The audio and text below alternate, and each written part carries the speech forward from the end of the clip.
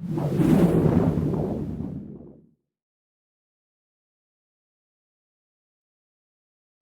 was on the phone the other day to Dave from Kryston and got chatting about various bits and bobs, and I happened to mention Bogey, which is a product they do. The reason I mentioned it is because we used to sell it in the tackle shop, and to be honest with you, it used to sit around and not really sell. Anyway, I was speaking to him about it, and Dave reckons it's one of the most underrated products ever. Now, obviously, he's going to say that because it's one of his. Anyway, after talking about it and him sort of giving me a demonstration over the phone, he sent me a couple of tubs, and I had a little play with it last night, and I've got to say, I am really, really impressed. Now, first of all, one of the problems that a lot of people have is they have trouble getting the lid off. The reason for this is, inside, you've got like a very, very sticky resin-like substance, and it's stored in the shops, sitting upright like that. So, obviously, because of gravity, the substance tends to stick to the lid. Real simple one, this. All you need to do is put it upright for an hour or so before you use it. Now, this lid bit here, you've got to keep this on because this separates the lid from the sticky stuff, stops it getting stuck on it. Anyway, right, there we have it. It's extremely sticky. It'll stick to anything that's dry, but not if it's wet. So you've got to wet your finger first. Get your finger in there, and you're literally hooking a bit out. Now, rather than sort of pulling it off and stretching it, what you want to do is snap it. If you do it with a quick snapping action, it breaks off. If you stretch it, it goes all stringy, and you get it in the lid.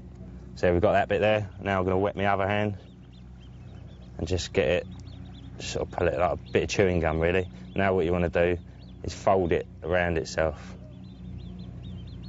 So you're just exposing the real sticky bits.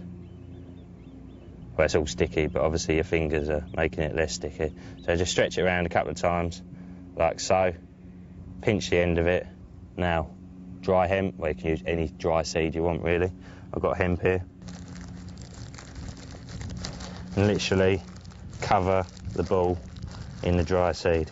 I just sort of pushed it into it, take it out. So yeah, just moulding it in, really, making sure that all the sticky bits have got a bit of hemp on.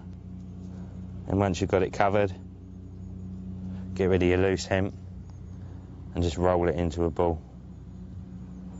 Now, obviously, you don't have to fish it as a ball. If you wanted to, you can make any shape you want with it, really. But I mean, look at that. That is awesome. Wicked little ball of hemp. And what you find is if you fished it like that, as it is, you've got a pop-up. So you can fish that as a little pop-up. You can fish it balance, a KD rig. But also, what you can then do is once you've made these up, you can actually soak that in flavour. And obviously, the hemp will take on the flavour. And once it goes into the water, the hemp will start taking on the water and kicking out the flavour. Now, if you don't want it dry, and you want it wet, and you want it dark to look a bit more like the hemp you're fishing on the bottom, your freebies, all you have to do is soak it overnight. Here's one couple I've done last night. As you can see, the hemp's darkened up. There's even a bit there starting to split, and the white stuff coming out. And I reckon if you leave them for 24 hours, they're all going to be split, and it's just going to, well, look awesome, really. It just looks so natural. Almost looks like a snail or something, but as I say, if you're fishing over hemp, what better hook bait could you possibly get than a little ball of hemp? You can make it a lot smaller if you wanted to, so you can make it a different shape. You can make them flatter, they'd sit on silt better. Really, really good stuff, that. Now, obviously, you don't have to fish it on a hair if you don't want to. I was having a little play around earlier, moulded a little bit onto a hook and just stuck a few bits of hemp onto it. And look at that. I mean, if you're fishing over spod mixed, what better bait could you possibly get? Now, if you're using it pre-soaked, obviously the hemp's taken on the water and it's gone a lot darker. That's sitting on the bottom. I'm sure you're going to get hardly any pickups from the birds whatsoever, if any at all.